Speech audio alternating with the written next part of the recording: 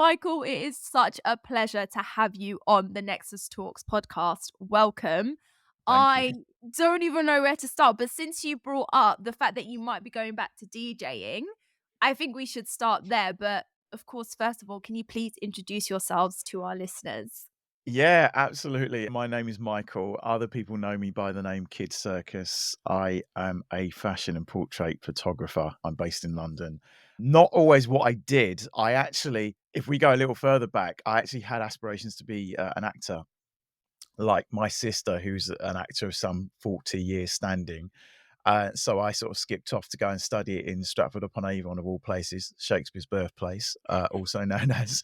And I basically learned DJing while I was doing this course, and got back to London and decided after really like half-hearted attempts to get into acting that I just wanted to get records and play them to people. And that's kind of what set me on my way into DJing and music and that world of music production and playing to people. And yeah, photography just found its way really slowly but surely into my world. And before I knew it, I was really well and truly hooked. It was a very steady process, but before I knew it, DJing was taking a much more of a backseat, and I found myself selling DJing production equipment to go and buy cameras. Wow. I cannot wait to dissect this because technically it is normal to evolve into different roles. That happens when you're in the creative space. But I do love how we went from acting to music, production, DJing, and to now fashion and portrait photography. I love that. So, did you, since a young age, want to be like an actor? I think I was always interested in it. So my sister, her acting has primarily been in the world of theatre. And a lot of times she would bring me along to every aspect of the production process. So she would bring me along to a rehearsal. I'd sit in a corner and just watch them do it. And they didn't mind me being there, like this 7 or 8 year old kid just sitting there watching people roll about on the floor in a town hall in Islington. And she would bring me along to the performances, some of her own, some of other people or her friends who were other actors. And so I was in that world like from an early age, to the point where my last part-time job before I went off and did this course was as an usher at the Theatre Royal in Stratford. I had that job for like 15 months before I skipped off to Stratford upon Avon. So it was always in that I was always in that world courtesy of my sister. And there just came a point where I'd started to do bits at secondary school and quite enjoyed it, and quite enjoyed this experience of being in front of an audience. And, for instance, I don't know, delivering a piece of dialogue from a book or a story that entertained people or made them laugh, or just something that moved an audience. And that's when I started thinking, actually, maybe I would like to do more of this. And before I knew it, I was sort of doing summer schools at like National Theatre and Barbican, and that's what just fed into this desire to just kind of explore it and end up myself rolling across the floors and pretending to be a cat and all that sort of stuff. I was just going to ask, why were you rolling across the Nah, floor? Thank you for clarifying that.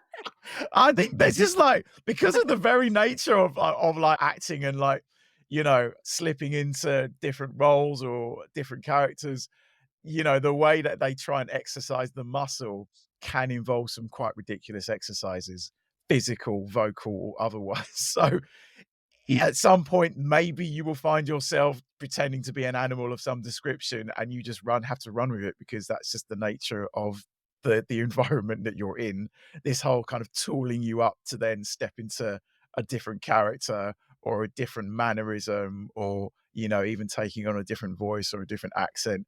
They will always throw these bits at you that just make you kind of stretch yourself and go out of your comfort zone. You can't sit on the sidelines. You're in it, and you have to be fully committed to it as well. So yeah, I've definitely had to do some of those ridiculous things that people sort of parody on television and in comedies. It is all true. It's all true. I love that. I love that. I'm glad you clarified. Wait, and so you said you started DJing just to help yourself, to support yourself whilst you were doing the training and the acting. Yeah, Why well, it was kind DJing? of it was more of a kind of a love for music. I'd always loved music, And my sister, again, I have to credit her because she had a huge vinyl collection. Every time I would go and hang out with her or stay with her, she always had like this amazing record player that she would like connect to these huge speakers that she would put on the windowsill, and we'd be sat on the windowsill blaring music out, and she'd be drinking her beer and I'd be drinking my apple juice. And so Oh, my love of music was always there. And the DJing thing, it did initially grow as just a love for music and I want to share music. And actually, when I was still at that college, I actually managed to get work as an extra in RS Royal Shakespeare Theatre Company productions. So, amazing. 'cause there would be directors that would be doing productions in the theatres in Stratford-on-Avon, and they would go round to colleges like ours and say, "Listen, we've got this new Shakespeare play happening. We need, I don't know, 5 extras to come and play knaves or soldiers," or stuff like that, and, Roll on you the know, you floor. yeah, roll on the Yeah. floor, and then you'd go down you'd only be needed for, like, a scene or a couple of scenes, and you'd get, like, 50 quid, and, Oh, like, if you did that 3 or 4 nights a week, that's better than, like, working in a bar or a coffee shop, you know, of like, and you're course. just turning up to wear someone else's costume for I love money. that. So yeah, Wow. it was really funny time to kind of just be offered this like this very easy way of making money, you know. And then when I really got into the DJing, like our nearest cities near this relatively small town were Coventry and Birmingham.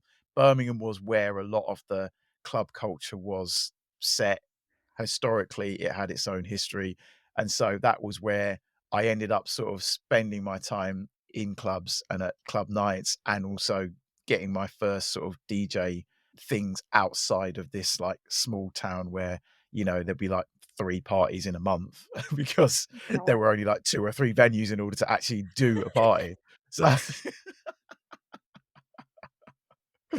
So, yeah, and that's how it started, you know, just like you get hooked into DJ culture, you get hooked into buying records. The more records you buy, the more records you want, and the more you do, the more you want to do, and as I said, by the time I got back to London, that is all I hand on heart, that is all I wanted to do. It was all about music, and acting was just yeah, it just felt like it was becoming a distant memory. And do you know what? Sometimes that happens. We grow up thinking we want to do one thing, and then naturally our life just takes us to different places. And you're like, wow, this is amazing. I want to do this instead, which is kind of what happened again, isn't it? How did you Yes. transition into photography? Yes.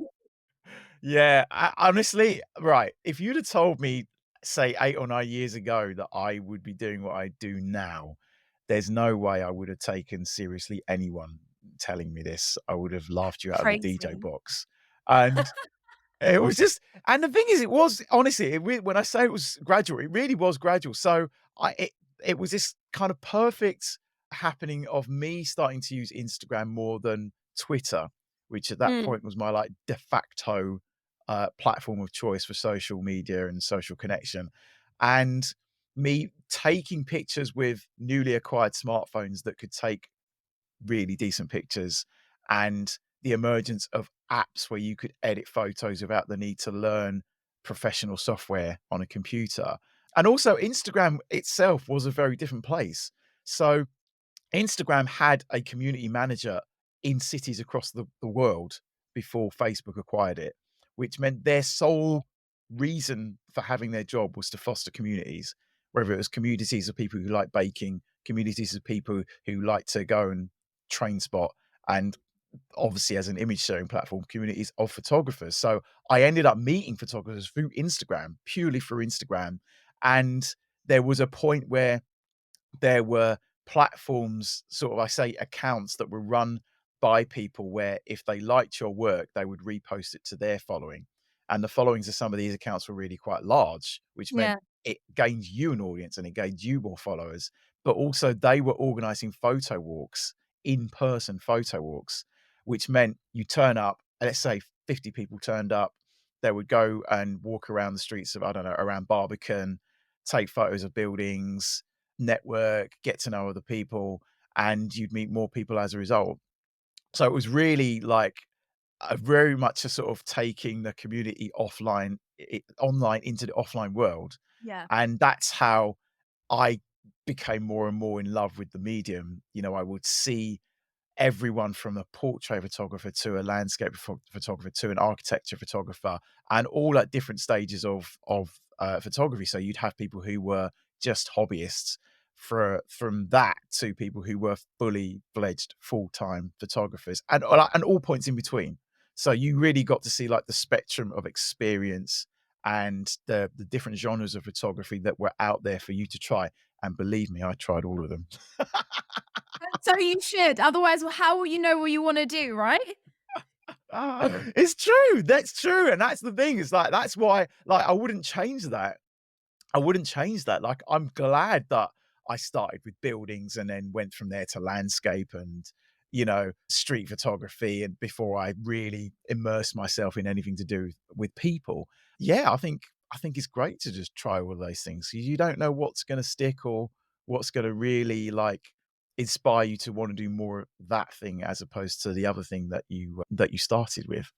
Totally. And I keep saying this word evolution, evolution, because it's so true. Like the way you start or where you think you want to start, I think it's so beautiful to see where you end up or where you're heading towards, because there's so much that I didn't know about when I was younger, all these different possibilities, all these different careers that I would never have known if I hadn't met these people, seen things online or on Instagram or all of these kind of things. So I think there's such beauty in trying as many different roles as possible,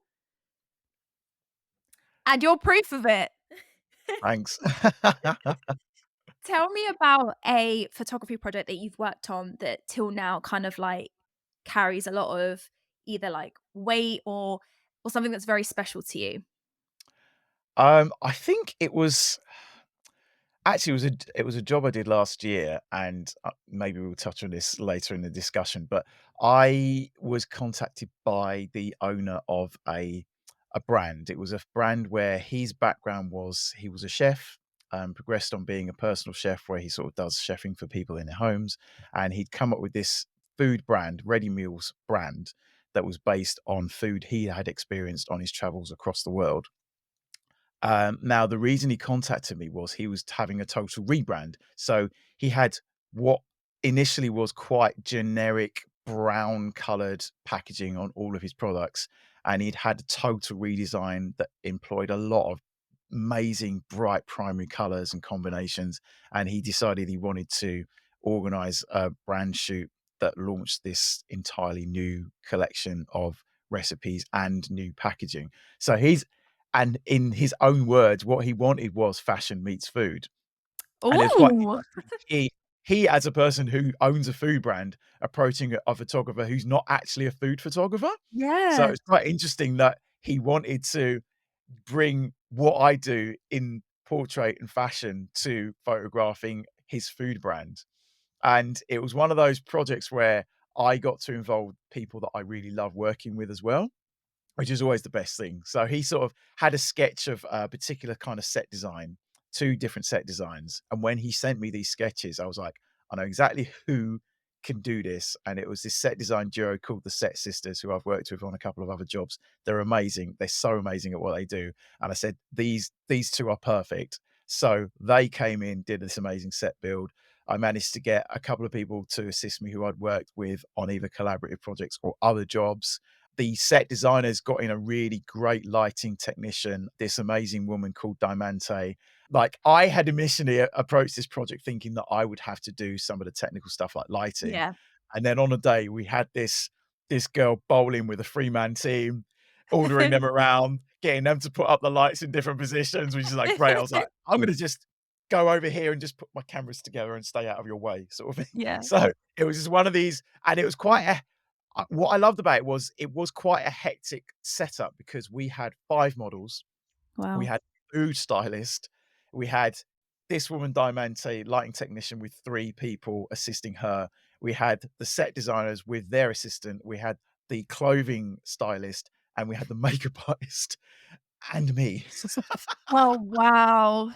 In what was, in hindsight, slightly too small a studio to do all of this in, again, a particular timeline to get what we needed, and the fact that even with that said, we still managed to, well, one, not only get done what we needed to do, but actually have a really good atmosphere and working relationship between all of Wow. us, even when we felt things were getting tight. Oh, and a videographer. Sorry, I forgot there was a videographer as well. Oh, So we were forgot having to that one. my skills content, his video content, changing setups, changing food, adjusting Yeah. food, having lights go wrong on us, having to wait an hour for a light to be delivered that was like key to a particular like setup, Oh, all these things. wow. Throughout all of that stuff, we still managed to get done what we did. We still managed to have fun.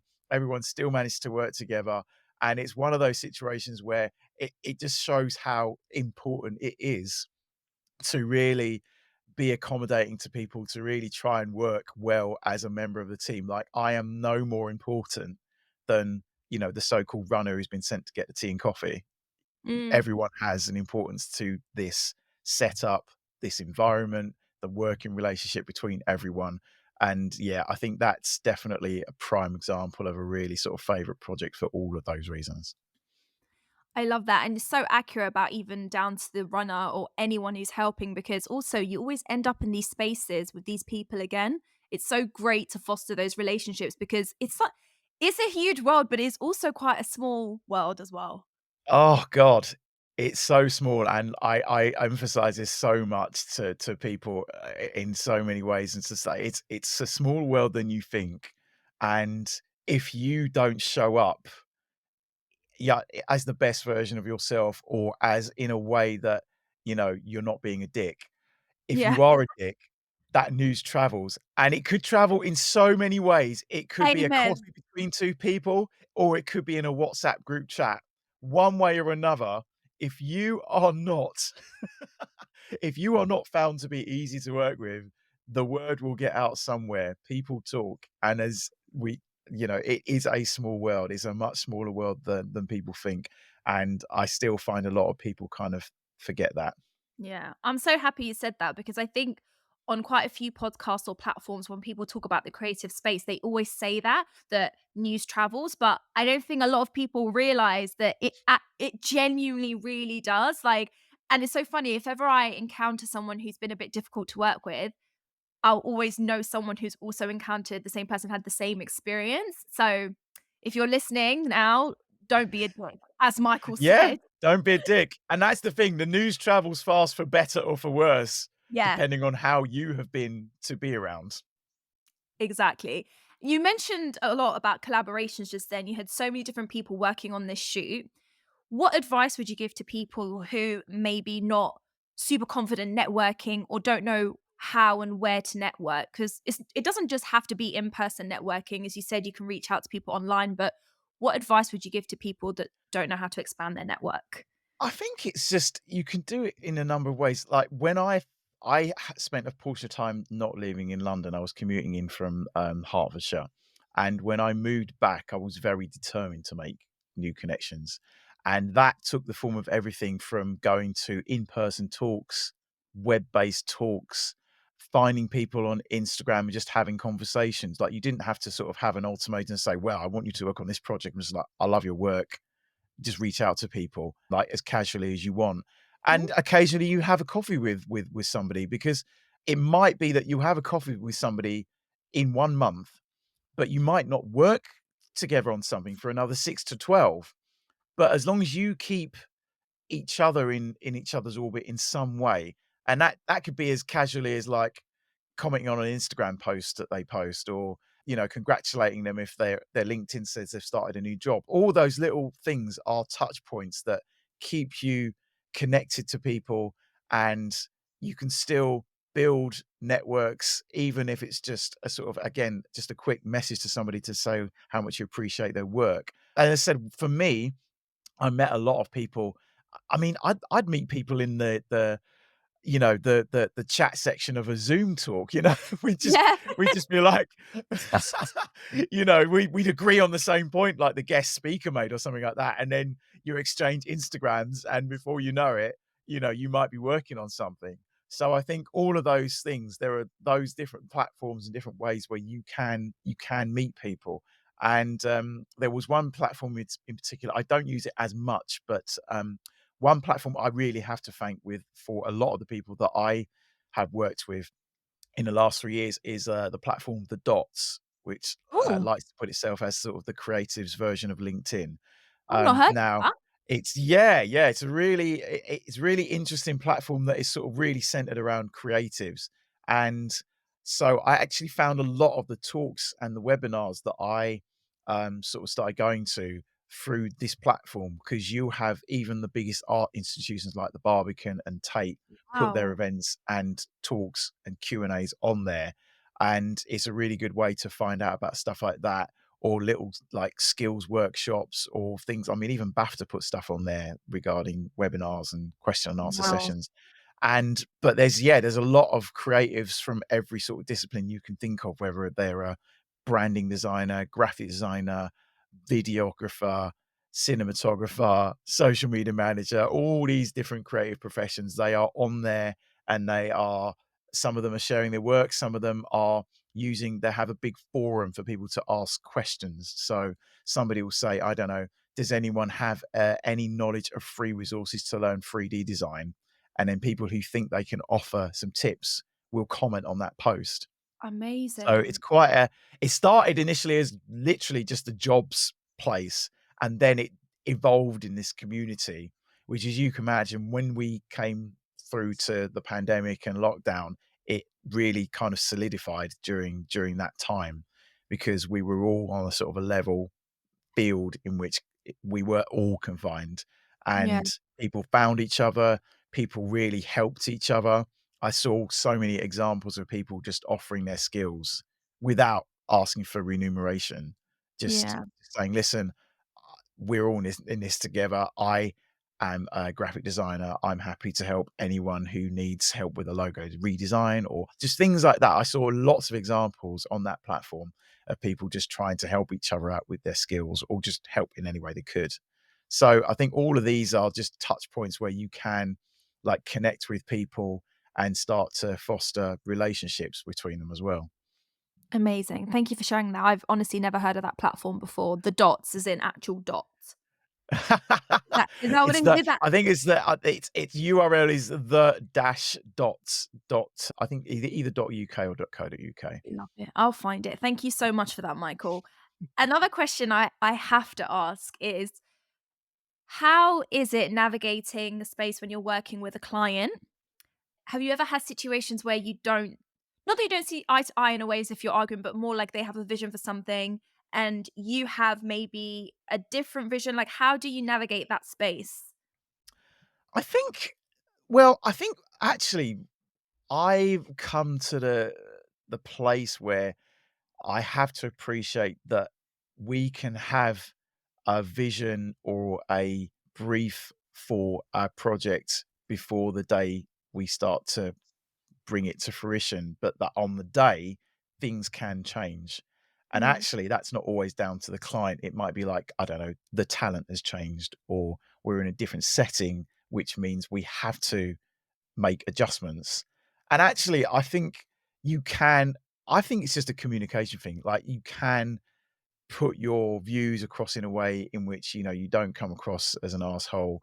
You are just being reasonable about your ideas in a way that, you know, they brought you in for your particular expertise in whatever that is. So if you're a stylist, you are being brought in for your knowledge and experience as a stylist. I'm being brought in for my knowledge and experience as a photographer, and likewise with the makeup artist. And so actually, again, this comes down to the atmosphere and the collaboration between all of these people. If the atmosphere and the situation is balanced enough, then Yeah. a makeup artist will feel confident to put through, you know, put forward an idea for a makeup change that will be taken on board, because again, one, she's the expert. Two, if you're all working towards the same thing, then we can have that discussion about how we, you know, and the thing is, I'm also conscious that if it's that situation, it's not actually supposed to be entirely my vision unless I've been Mm. given some of that input before we get to Right. set. But also, as I said, if it's if the dynamic is good enough between everyone, I feel like you can usually make suggestions here and there that don't detract from what we're actually trying to achieve. I get you. You really give me the vibe of being a very calming presence on set, by the way. You give me that Oh, I vibe. try. If there was fires, I feel like you should be like, "Guys, it's all good. We'll put them out. We'll do." I feel like you're a solution finder, and that makes I can definitely tell. Am I right? I feel like, yeah, I feel like I am Yeah. actually. I feel like I am. Yeah, I'm very proud of that. Yes, I'm not gonna lie. I'm very proud of that fact. I think it's one of the most important things, honestly, having calm people to work with. Obviously, talent, totally, experience, yes. But it makes such a difference when you've got that calming experience because everyone can kind of just do their roles without feeling that, oh no, is this person gonna kick off? That's not ever like an environment you want to be in. Absolutely. Yeah, it's not, and it's honestly, it's so important. Like, I feel like it doesn't matter how sort of talented you think you are, if you come in with a particular attitude that is just completely against the atmosphere of what needs to be there on a set of potentially, tens of people, it can just bring the whole dynamic down. And Yeah. that is going to result in potentially not great work. Totally. I agree with that. And I told my friend that I was speaking to you today. She's a photographer. She's quite new. I mean, I don't know how you ever label whether someone's experienced enough, but one thing she said to me that I have to ask you is when does a photographer know they're ready to stop doing things for free or on a low budget? And how do you have those conversations without losing the opportunity, which a lot of young creatives really struggle with because they are scared that if they say no because the budget isn't that great, they may never get the opportunity again. Yeah, it's an interesting one. I feel like it's really hard to quantify. I found it hard to quantify myself, to be honest. I mean, I think once I think it depends on also what you're setting out to do. So, whether you are wanting to specifically do fashion photography, whether your photography niche is not fashion, maybe it's more of a commercial slant. And whether it's sports photography, like I wouldn't consider myself a sports photographer, but there are other people that is their thing. Mm, That is what they do. And I think once you feel like I think where you feel like you've got a body of work that shows the level that you're at. And I think also that that whole working out whether you're worth a particular amount of money is never going to be easy.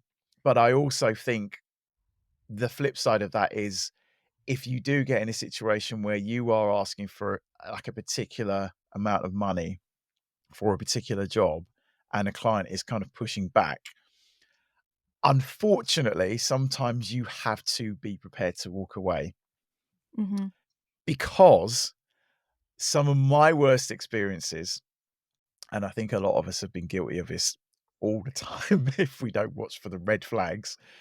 Some of my worst experiences have been with clients who have negotiated a lower rate than what I would usually accept. They have been the most difficult people to deal Right. with, either in the pre-production process or the post-production process. So the pre-production could be there Mm, being a little bit pushback on whether they should budget for a certain type of lighting or a certain type of studio space, which is the best way to get the images that they want. Or in post-production, yeah. maybe they're trying to ask for more images to be edited than you had agreed, which is another thing that can come up. They think, "Oh, let me just ask for another 20 images." Well, yeah, that's a number, but that's also more work, more Yeah. hours of work that we haven't agreed on. So I think sometimes you have to, unfortunately, be prepared to walk away from things because otherwise, I do think for some clients, saying yes to a lower rate is making a rod for your own back. And Yeah. sometimes it's just better to walk away and dodge the bullet and know that other opportunities will come your way. I'm glad you said that because it is scary for people to say no because in their head they do think, "Oh no, that no one's ever gonna hire me. If I say no, they might say something, but in reality, I think walking away is better.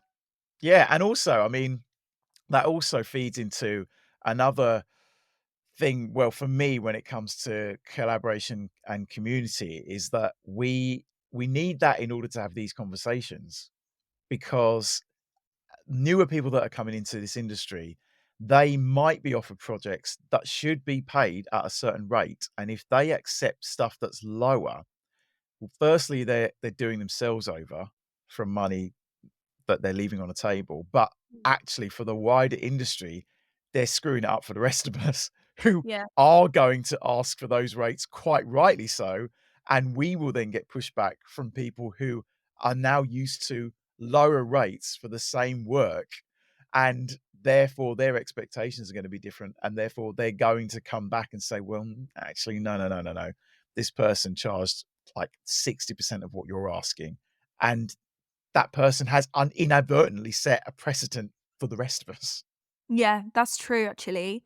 What other piece of like golden advice would you give to new photographers, DJs, creatives in general? Ah, man, I think the big one for me is as soon as you can find your style or your niche. It's very easy to feel like you have to be all things to all people. And I've had, I have the occasional conversation on DM on Instagram with people who say, "Could you take a look at my profile and see what you think?"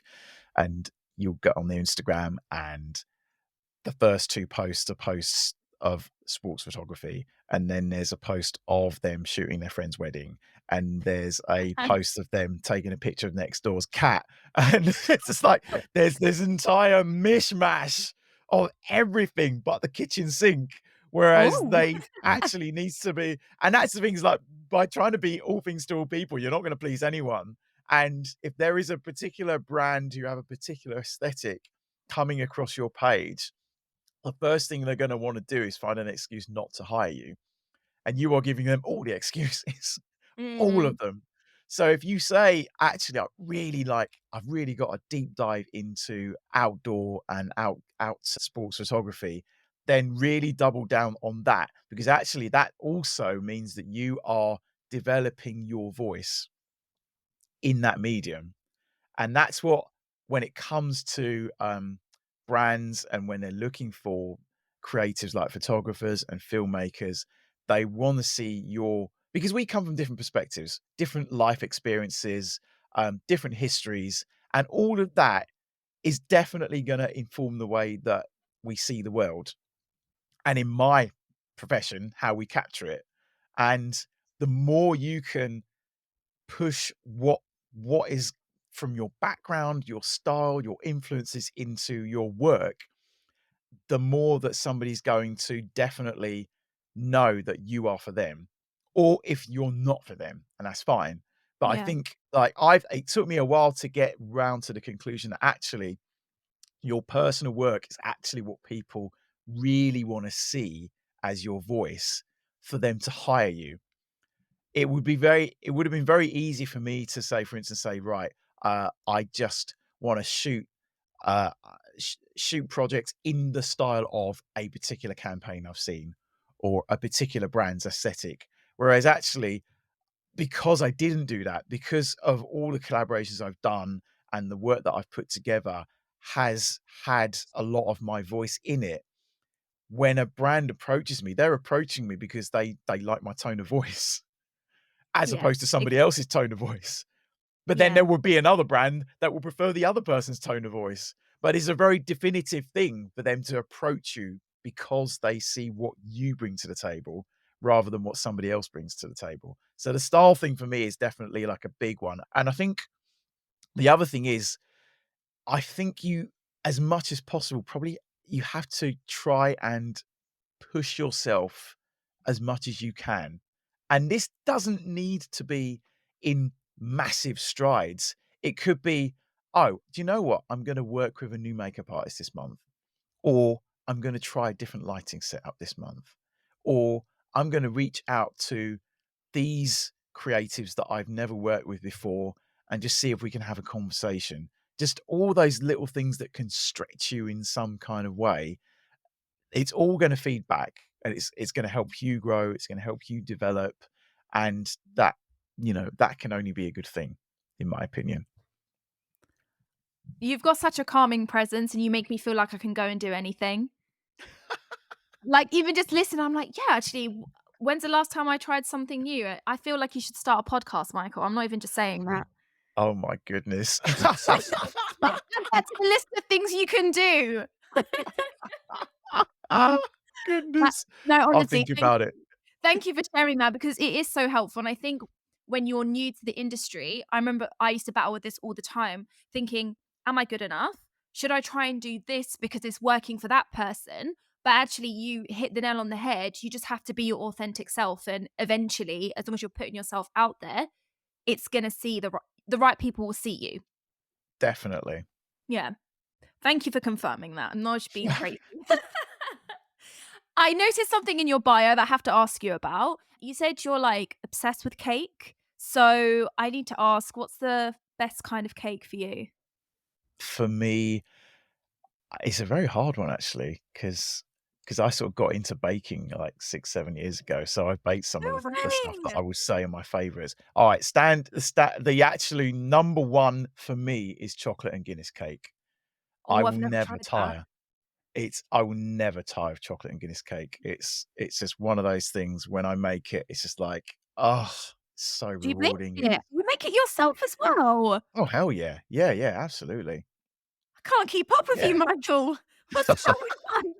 I can't keep up. Baker, DJ, photographer, actor, like, this is too much. Is there anything else we need to know? Any other talent? I can't think of anything right now, but I'll let you know. I also have to ask before I let you go, as someone who loves music, I'm just interested to know what is your track that you drop to get the crowd absolutely crazy? Ooh, that's a really interesting one. That is a Yeah. really tough one, man. What Oh, would you get you goodness. going crazy, if that makes it easier? What song would you, like, definitely dance to? Oh, gosh. I mean, to be honest, I've always had a soft spot for Daft Punk. Like, I've been a long time fan of them, so it would probably be One More Time by Okay, Daft Punk. cool. That would be the one. God, you put I me on the spot there. No, I just Gee. had to. I was gonna do it earlier, but I was like, "Let me just loosen him up. I've learned that you're a baker. I've learned all these things, so now I'm ready to ask you." Oh gosh. Michael, I cannot thank you enough for making time to come on the Nexus Talks podcast. Honestly, My I could pleasure. I loved it. oh, I'm so happy. I could have done, like, another 2 hours on this, but we Same. part 2 to Alright. You got but yourself a deal. I have to ask if people want to stay in touch or, keep up with what you're doing, where can they find you and where's the best way? Oh goodness, it's the cliche, but it is Instagram. It's Instagram, Kid Circus. You pull it up, you'll see the dude with the 3D specs. That's me. Love it. And is there anything we should keep our eyes out for? Anything exciting that you're allowed to reveal that you're working on? Actually, there's a couple of things that I actually can't reveal, but yes, there's a few things that I'm hoping to that will come to fruition in January. But yeah, it's yeah, it's some exciting times coming, I feel. Well, we'll have to keep an eye on your Instagram to see what it is when it finally drops, and best of luck with it all. Thank you so much. Thank you, Michael.